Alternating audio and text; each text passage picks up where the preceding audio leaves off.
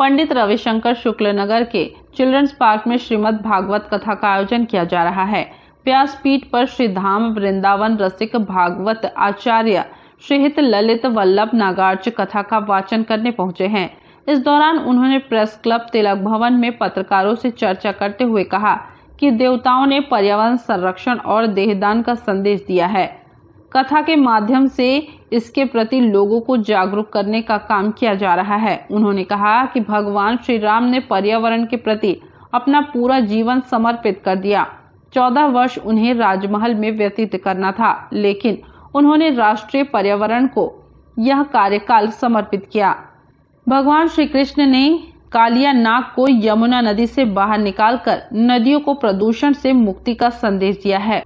उन्होंने कहा कि कथा के माध्यम से यह संदेश दिया जाता है कि भगवान कृष्ण ने गिरिराज पर्वत को अपनी उंगली में उठाकर यह बताया कि मैं ईश्वर हूँ। इसके बाद भी प्रकृति की शरण में आना ही होगा।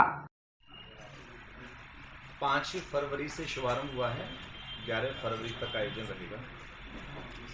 और प्रमुख रूप से जो विषय भागवत कथा में है वह यह है कि हम पर्यावरण के प्रति जागरूक कैसे हों, क्योंकि रामकृष्ण ने अपना जो पूरा जीवन है वो राष्ट्र की प्रकृति को समर्पित किया है। आप तुलसीदास जी के द्वारा रचित रामचरित के लिए भी देखें तो श्री रघुनाथ जी ने प्रारंभिक अपना जो जीवन है, प्रारंभिक अवस्था है, वह भी राष्ट्र की विश्व की प्रकृति को समर्पित की।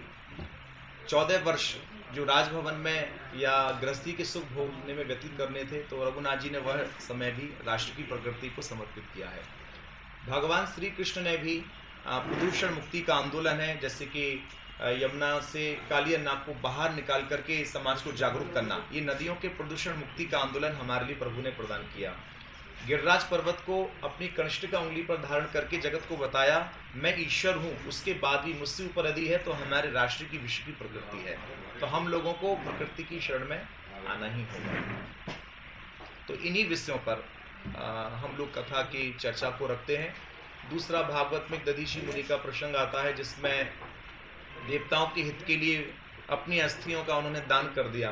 तो हम लोग कथा के माध्यम से अंग दान के लिए भी जागरूकता रखते हैं। इससे पूर्व अप्रैल में जब रायपुर में अष्टोत्तरशत कथा का आयोजन हुआ था तो बहुत बड़ी मात्रा में करीब 6 लोगों ने नेत्र दान किए, 2 लोगों ने संपूर्ण शरीर भी दान किया, रक्त दान शिविर भी वहाँ लगाया गया। बालाघाट डिस्ट्रिक्ट में जब कथा कही तो वहाँ 6 लोगों ने अपना संपूर्ण शरीर दान में दिया। तो इन्हीं विषयों को हम लोग कथा के माध्यम से आगे रखते हैं।